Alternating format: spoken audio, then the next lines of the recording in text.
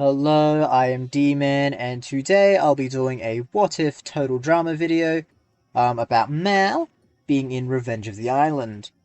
Now, the reason why I wanted to do this what if scenario was because, well, it's always a bit perplexing how Mal only shows up in All Stars, right? I mean, I know he was written specifically for that season as a new personality to, you know, shift things around, make things interesting. Or try to, anyways, but it also creates us a bit of a hole in Revenge of the Island because there's no explanation as to why Mal doesn't show up here. And yeah, that's basically what today's video is going to be about. What if he did show up? And not just in a animation error, like actually showed up as a character. Now, the first thing I want to do is, obviously, where does Mal come from in this season, right? Now, in All Stars, we know that Mal appears again once Scott whacks him over the head with a shovel. And so I was sort of looking for a scene where, like, Mal hits his head on something, and there was a scene in episode 1, right at the end of the episode, where they sort of fall off the totem thing, but I preferred the moment in episode 3, where Lightning ends up kicking rocks off the cliff. They're doing the climbing up the cliff. Lightning kicks some rocks, and it results in Mike, Zoe, and Cameron falling off the cliff. And you can see Mike takes a pretty big fall. And so this scene is where Mal will start to appear again. And so, yeah, we're pretty much starting from that point onwards, and we will keep going until, well, episode 13. Now, to be honest, the first challenge in this episode would still play out basically the same. Not much has really changed so far. The second challenge, though, in this episode is where we start to see some changes, right? There's a point in the episode where Joe basically wants Mike to do his Svetlana thing, as she says. However, because Mal is here, Mike is unable to access the rest of his personalities, and so he is unable to access Svetlana, even after Cameron does a little encouragement of, like, 3-time champion gymnastic or whatever. Nothing happens, which obviously confuses Mike, because Svetlana should come out, and also it confuses Cameron a little bit because he thought that would have worked. Because Mike is unable to get Svetlana, that annoys Joe. She's like, well, what are you even here for? This means that Mike never ends up in the Toxic Rat's fortress, nor does Vito ever show up here, so the whole love triangle thing just doesn't happen. In the actual episode, though, Brick, Anne-Marie, and Zoe do manage to get to the fortress regardless. Maybe it will take a little longer, but they still get there. Vito in the actual episode actually hinders the mutant maggots, because he basically wants the flag for himself, because he doesn't know what's going on, really. But since that's not the case, there's just a bit of a confrontation with Brick, Anne-Marie, and Zoe, and Scott, Dawn. Obviously, I imagine those three can get the flag off of Scott and Dawn. In this scenario, Anne-Marie would throw Scott outside. He would see the other team's fortresses melting because of B's plan. So he does the same plan in the actual episode where he throws a snowball to hit the ice or whatever, which reflects the light off of Lightning, melting him, and then it, like, ricochets into the Toxic Rats' fortress, just instantly melting it, and, well, basically the mutant maggots win, same as in canon. And, well, yeah, there's not really much else to say. Scott still frames B, everyone still believes him, and unfortunately B is eliminated in episode 3.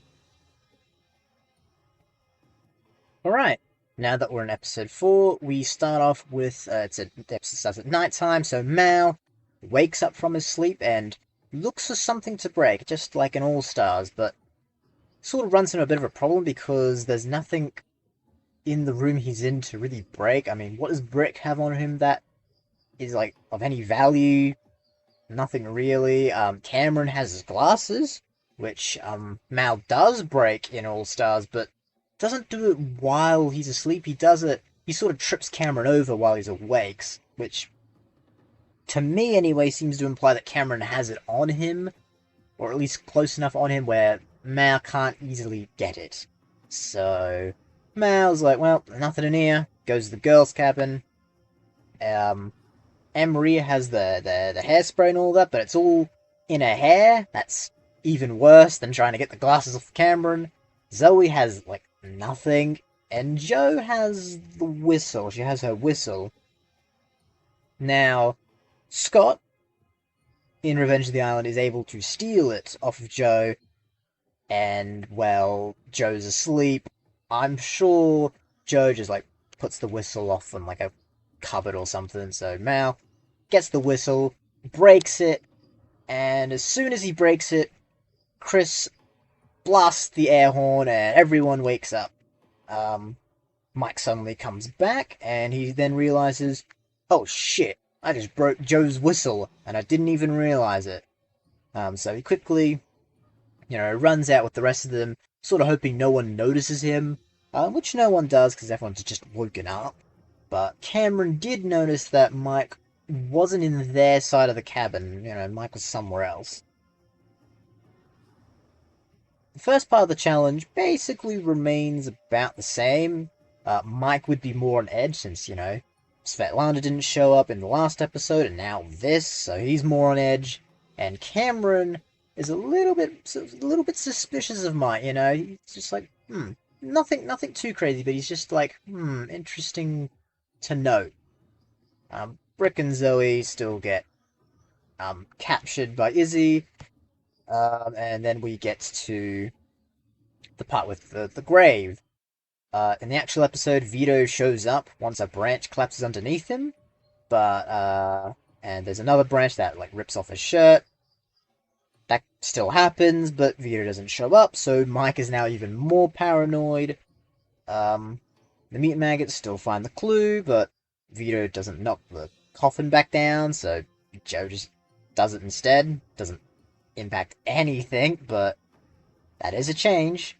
Now, normally after this point, Vito and Maria go off their separate way, and they start to make out, leaving Jo and Cameron alone, but in this scenario, Maria doesn't want to make out with Mike, so they all just kind of stick together, and so they're all still together when they get to the entrance of the cave.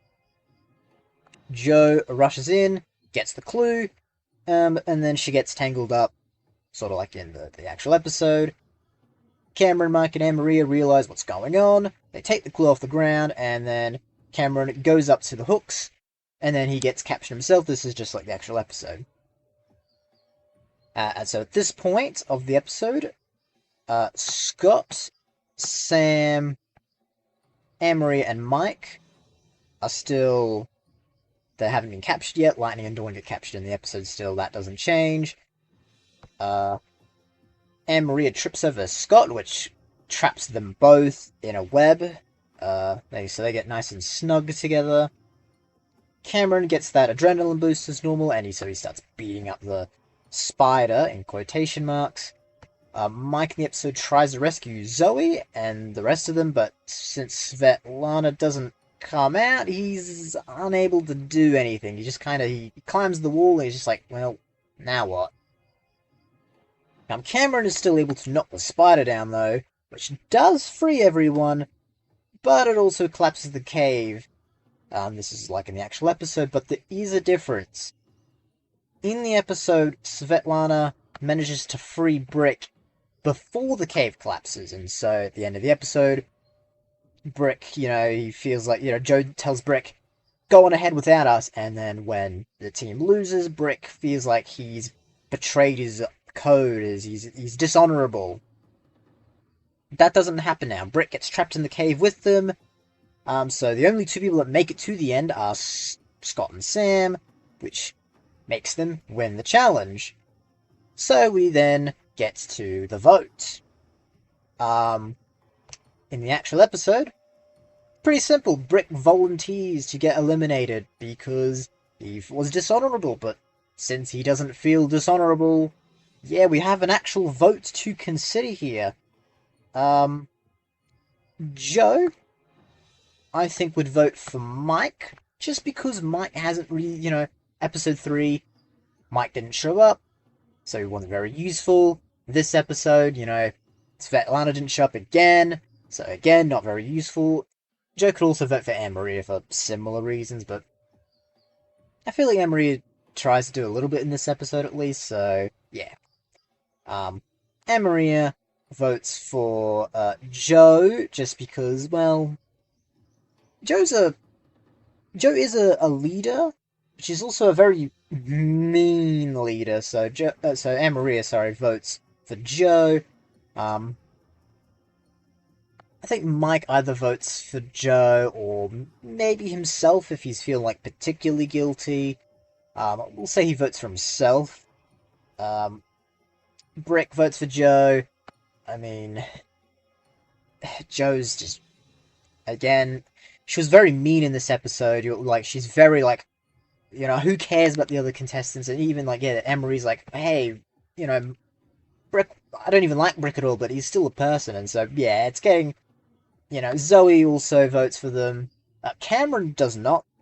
Cameron wants to have an alliance with Joe. It's sort of implied throughout the season he wants to work with Joe, so he votes for someone else, Anne-Maria probably, but it doesn't matter. Joe is eliminated. Or she would be eliminated, but in this episode, the person who would have gotten eliminated instead transfers to the other team. So Joe's not eliminated, she's now on the Toxic Rats. And yeah, that's episode 4. In episode 5, Cameron originally observes Mike's behavior while he is asleep. And Cameron notes that, wow, he has 3 different personalities, but now nothing happens. So when Mike wakes up, Cameron sort of softly confronts him. He's like, you've been acting kind of strange recently, mentions the last episode he wasn't with them when they all got woken up. Mike admits that, yes, there's something wrong, but he can't say why.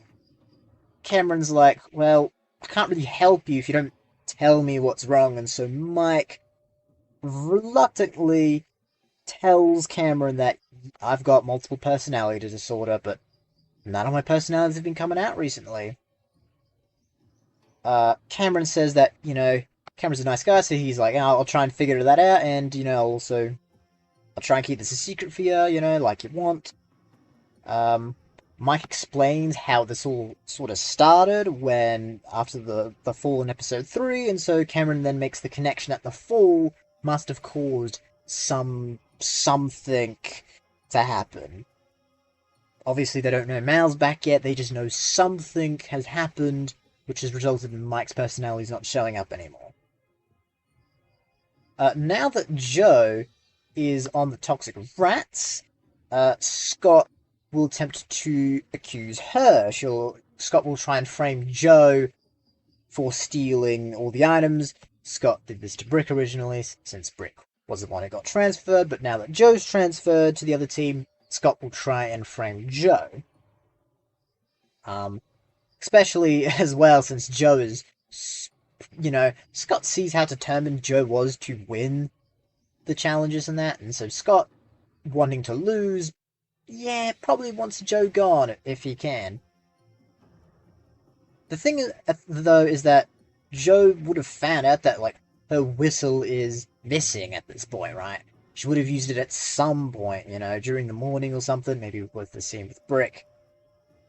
Joe realizes, my whistle's gone, which might create a bit of a problem with Scott's plan, but we'll see.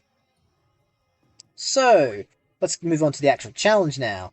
On the Mutant Maggots, they all agree, yeah, Brick's probably the best person to do the diving, and then on the Toxic Rats, Scott would try and make Joe do the diving part to prove her loyalty, and to prove her challenge skills, but Jo doesn't like being bossed around like that, and so she's like, I doesn't really want to do it, but also she doesn't want to make a bad impression on the new team, right? I mean, she just got voted out for being mean to her teammates, and so she reluctantly volunteers.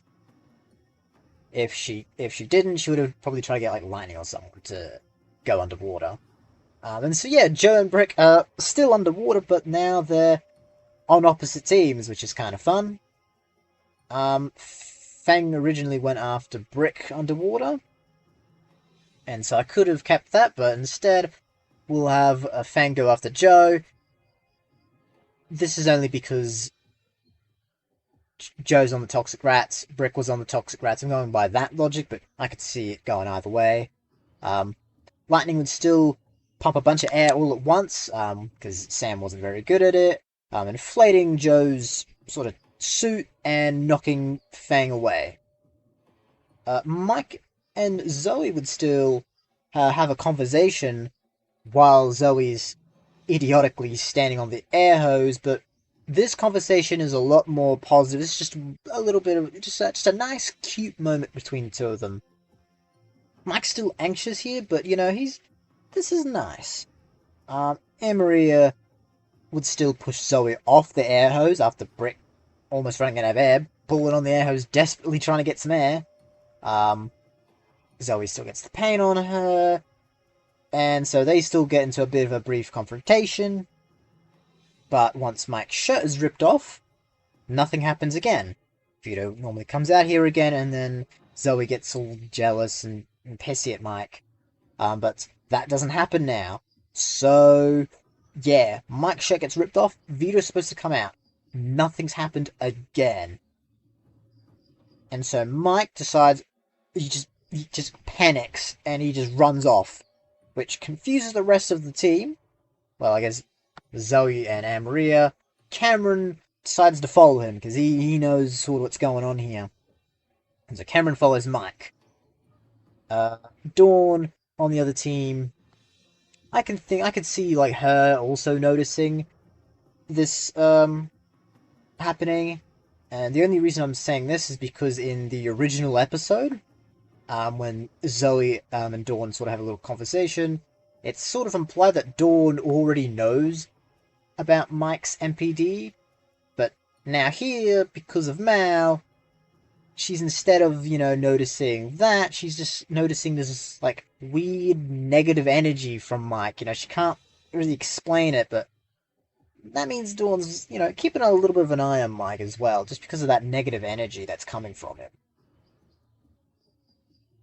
Anyways, once Cameron catches up to Mike, Mike tells Cameron that, when his shirt gets ripped off, Vito's supposed to come out, but once again, nothing has happened. Cameron manages to calm Mike down, but yeah, Mike's starting to get more desperate. He's getting worried. And this was the case in Ulster as well. At first he might be like, hooray, my personality's gone, but he very quickly realizes he's like, that's part of who I am. And so yeah, I think something similar would happen here in Revenge of the Island. Scott will still pretend that his shark tooth gets stolen, and so he then accuses Jo of doing so. Maria walks up, sort of goes, yeah, that sounds pretty plausible. And once she realizes her hairbrush has been stolen, she's extra convinced that Jo has stolen their stuff. And of course, it's just worth mentioning, yes, Lightning's protein powder still gets stolen. Scott still steals it. That doesn't change. Scott then mentions, yep, Jo's been on both teams, and probably wants, like, revenge on everyone, because, the mutant maggots, they just voted her off. She shouldn't even be here, so Jo's angry and is just getting revenge by stealing everyone's crap. Which is, honestly, more plausible than the actual episode, because, yep, Brick's not the kind of person to steal stuff. Jo, just because Jo's a lot more Yeah, Joe's just that kind of person that's just doesn't get along with people very well. So it's sort of, yeah, makes sense why people are just less trusting of Joe. In the actual episode, the Toxic Rats, they still win. Um, in it, like, Fang is just, like, messing with Brick, and then, like, some shenanigans happen, and Brick wins it. Now it's Joe. So Joe wins the challenge for the Toxic Rats. Just before the second part of the challenge, however, Scott originally tries to accuse Brick of stealing. He directly goes, wow, how, you're a stealer, but Brick's naivety just makes Scott, like, just confused. He's like, what? He wasn't expecting. He's like, what the fuck? Are you this naive? But yes, when Scott tries to accuse Joe of stealing, yeah, Joe's not naive at all, and so Joe basically says, my whistle was also stolen, so I couldn't have stolen it. This also confuses Scott, because Scott never actually stole the whistle, so now Scott's, like, thinking, like, is there a second thief on this goddamn island, or maybe Joe just, like, misplaced it or something. Now, in the second part of the challenge, Joe and Scott originally both wanted to be the Gunners, but now that they're on the same team, they fight again, because of Scott's accusation from earlier, and just the fact that a whistle is gone as well. Yeah, Joe is in a crap mood. Joe is super confrontational here, and Scott just kind of is like, you know what, I'm just gonna fucking back off, you can have the gun, I'll try and be the driver, but Lightning wants to be the driver really badly, and so, yeah, Scott's skiing with these two. Zoe would still be the, we'll have driver on the right. Zoe is still the driver as normal, but now we have to figure out who the gunner's going to be, and out of these four, I think Anne-Marie is the most likely, just because Anne-Marie likes to do the tasks that do less work, and yeah, I feel like just doing the gunning thing is not too hard. You only got to fire 3 shots. It's not that bad. I think Anne-Marie would take it. Otherwise, it'd be like maybe Cameron, possibly, but yeah, I think Anne-Marie would take it, most likely. And so that is what we've got. With the challenge starts. Fang goes after the mutant maggots, just like in the original. But now, since Vito is no longer there to punch Fang and sort of get Fang off their trail, Fang continues to chase them, so the whole team is in basically a panic. Joe now no longer has a need to slow the other team down, since in this scenario the Toxic Rats are ahead, so that, they might as well just, there's no point wasting ammo firing behind. But I do think Anne-Marie would try and fire to slow them down, and sort of my reasoning for this is, like, the mutant maggots have the crap boat, Fang's chasing after them, it's worth a shot, this is the only chance that the team has of winning, and so Anne-Marie's like, screw it, I might as well take a shot, and, yeah, she manages to hit Lightning, with the fucking poisonous seagull abomination creature, which knocks Lightning out cold. In the original, Scott just, like, hangs on to the gunner position, but now that Joe's the gunner, she quickly takes over the position of driving. But since there's no gunner, she kind of is forced to stop the boat and, be like, hey, someone be the gunner. Now that Joe's not there, Scott now takes over as gunner, and Dawn tells him, do not fire any more of the seagulls. But Joe stopped the boat so someone could fire the seagulls, so they have a chance of actually winning the challenge. Joe just says, we need to fire them in order to win the challenge, so shut up, Dawn. And yeah, Dawn is just like, yeah, Dawn doesn't like that. In the original, both teams get to the first mine at about the same time, but now the mutant maggots actually get there first because the Toxicrats have stopped temporarily. Anne-Marie tries to take a shot, But in the original episode, when Joe tries to make the second shot, the gunner jams and it blows up. And so that happens here too. The gunner jams, blows it up, and it gets rid of a single strand of Anne Maria's hair, which, let's just say, puts her in a really shit mood. So while Brick's trying to calm her down, and Feng is still chasing them, Zoe, as the driver, is like, you know what, I've got a plan. Let's try and have Feng set off the mine, and it manages to work, which gives the mutant maggots their first point, and it also gets Feng off their back.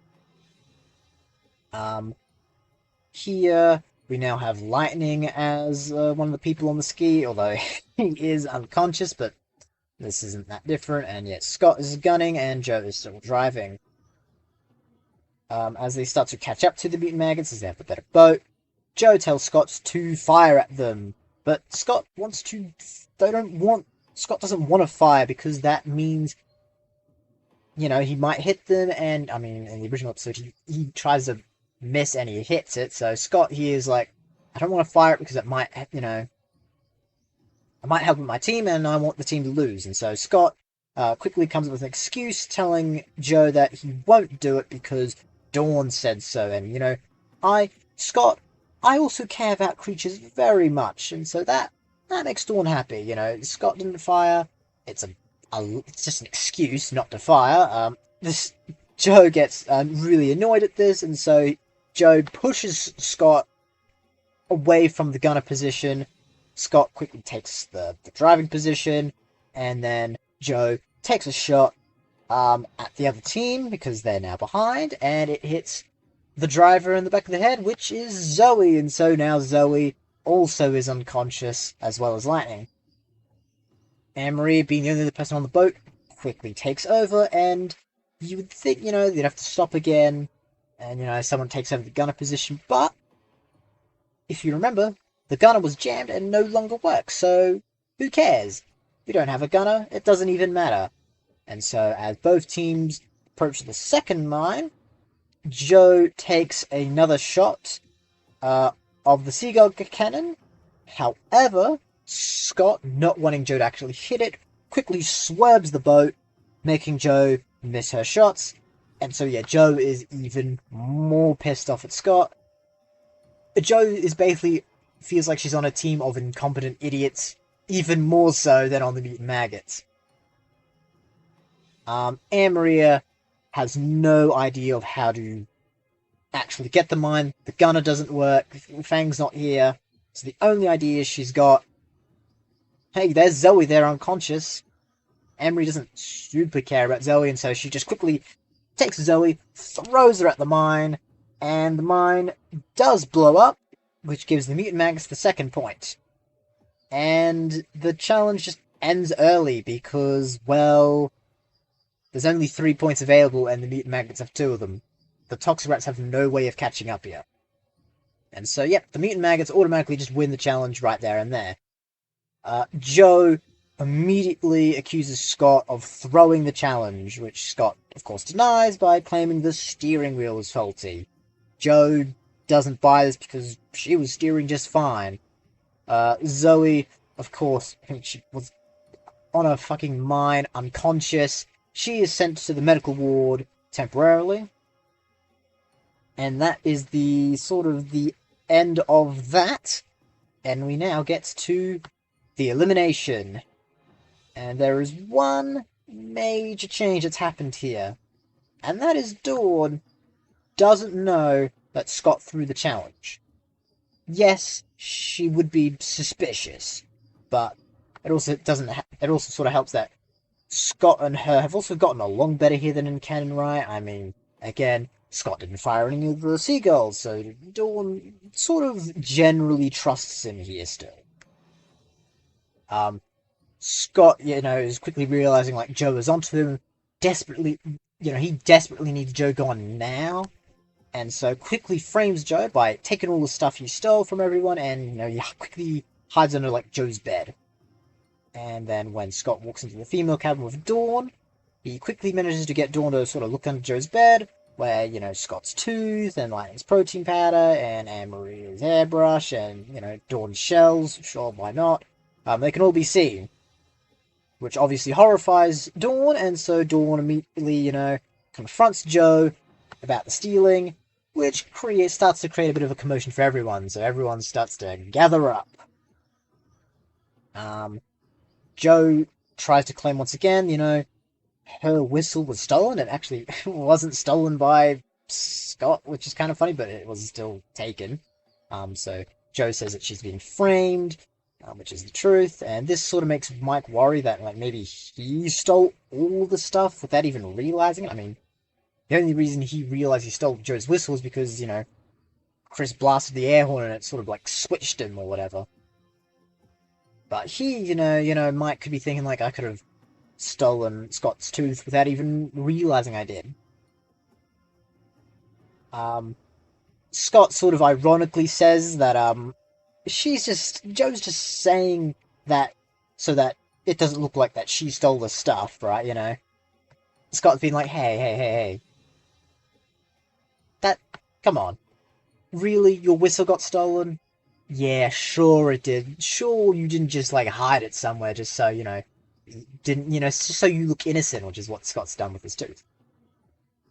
But and yeah, Joe even calls Scott out on this. Joe's like, any of them could have pretended to have their stuff stolen. And now we come down to the vote. Joe votes for Scott. Obviously, I mean, Joe thinks Scott is just, he's being incompetent all throughout the challenge, and she even might be thinking Scott might be throwing the challenge, and Scott's also the main person accusing her of being the thief. And so Joe has all the reason in the world to vote for Scott, and Scott, vice versa, has all the reason to vote for Joe. The thing is, I think everyone does suspect Joe is a thief, right? I mean, Scott's points make enough sense. Joe's been on both teams, Joe wants revenge, and I mean, all of these are original Toxic Rat members. Joe is just some extra that just happened to join them this episode, and so they don't, they all get along with each other better, and so Joe gets voted off here, and for real this time. Now let's move on to episode 6, where it starts with Mal waking up once again at night, and he breaks something else. Mal looks at Brick's alarm clock and decides, well, it doesn't really have any sentimental value or anything, but it's fucking anything, so he just breaks that just for fun. Might mess with Brick's sleep schedule. Yes, I know he could have broken it in episode 4, but Mal tends to break things of sentimental value, things that they care about, and Brick doesn't really care about his alarm clock other than it wakes him up. I mean, Scott literally threw Brick's alarm in a toilet, and nothing ever came of it, so, the only reason Mal's breaking Brick's stuff is there's literally nothing else to break. Once this happens, Mike comes back, realizes, oh shit, I've broken Brick's alarm clock for some reason, and yeah, it starts to worry again. In the morning, Brick realizes his alarm clock never went off, and also it's missing, and so that makes Brick think, we didn't get the thief. Joe was innocent. Yeah. After Cameron and Mike wake up, because of Brick, Cameron agrees with Brick that, yeah, Joe must have been framed by someone else, because there's still clearly a thief among them. Mike feels very guilty at this point. He excuses himself from the cabin and goes over to check in on Zoe, who would still be at the medical ward, the infirmary, whatever. Zoe would be doing fine now. But Zoe has also started to notice that, Mike has been acting a bit strange around her. Mike admits that, yes, he has been acting strange, but he uses an excuse. I'm only acting strange because of you, Zoe. But then Zoe asks, why am I the person that's making you act strange? And so, yeah, Mike realizes, well, shit, I kind of can't go back now, and so he just goes, yep, Zoe, I like you a lot. And Zoe confesses the same, which does make both of them really happy. They both like each other. it just kind of happened by accident. Mike trying to come up with an excuse accidentally kind of implies, I like you, Zoe.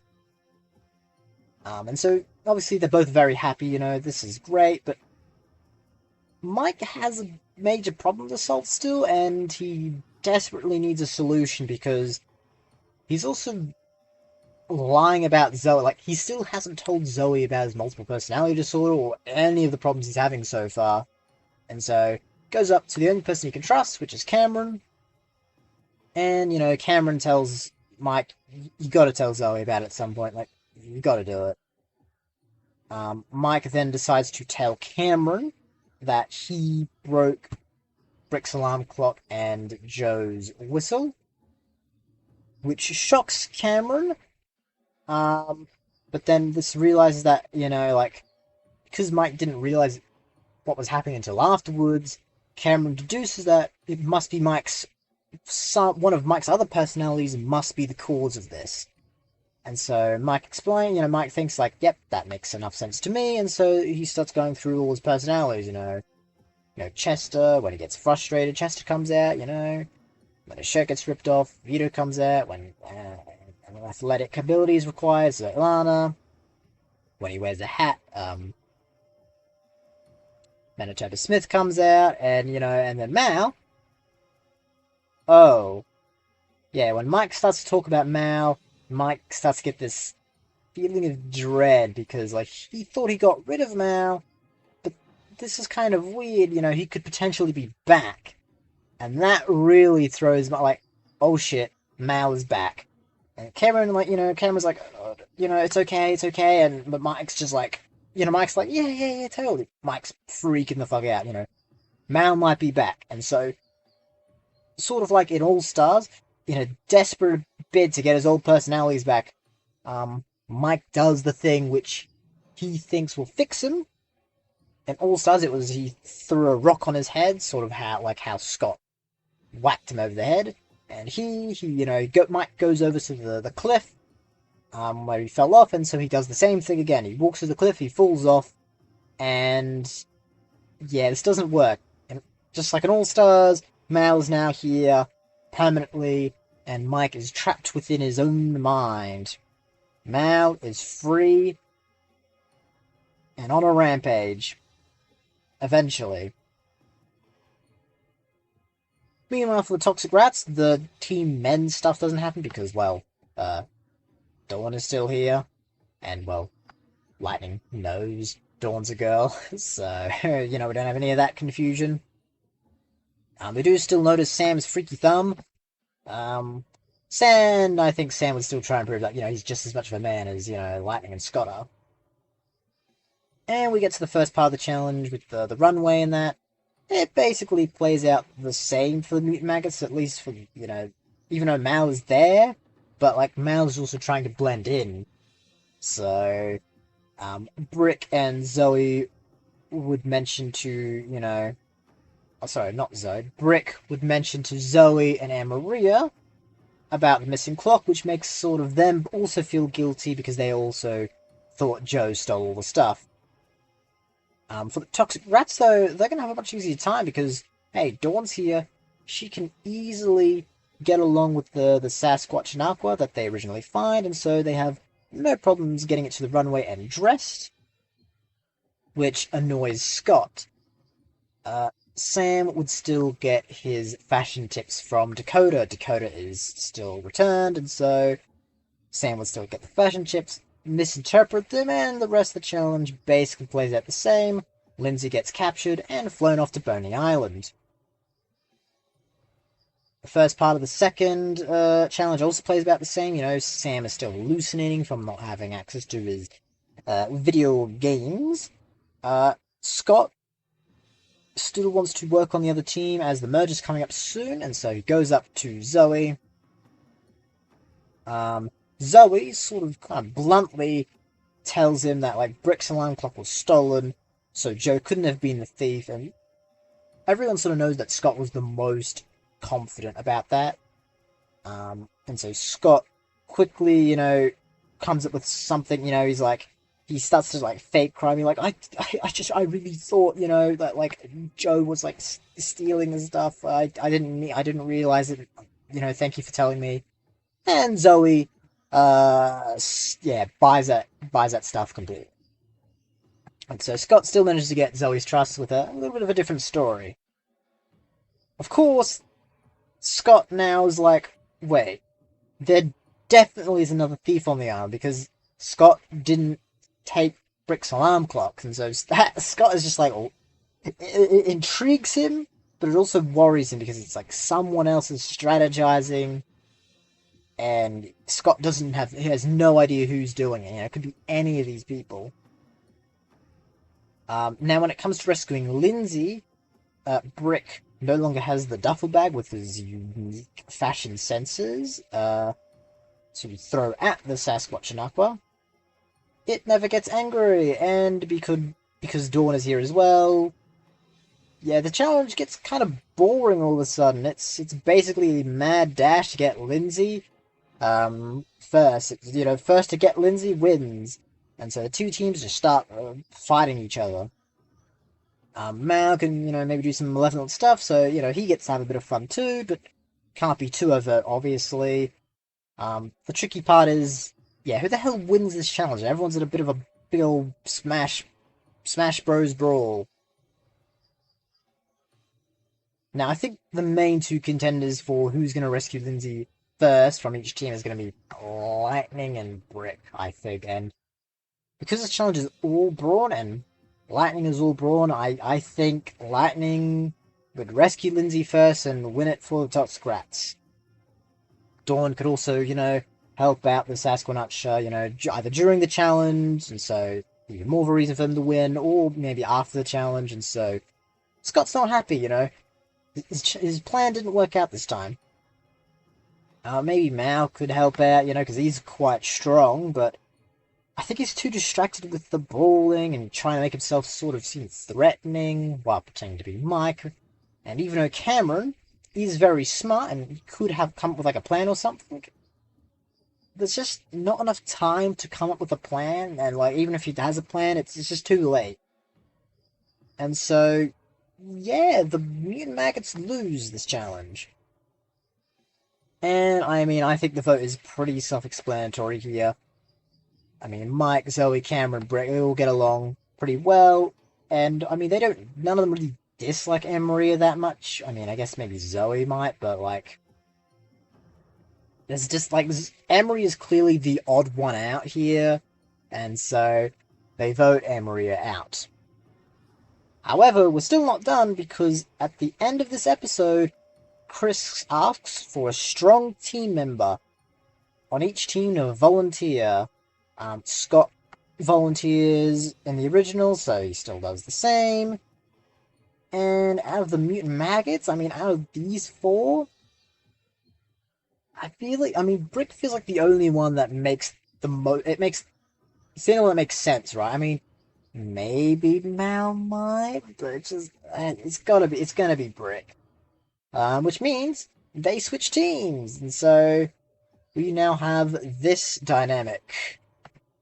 And we now officially move on to episode 7, and the end of the first part of this video.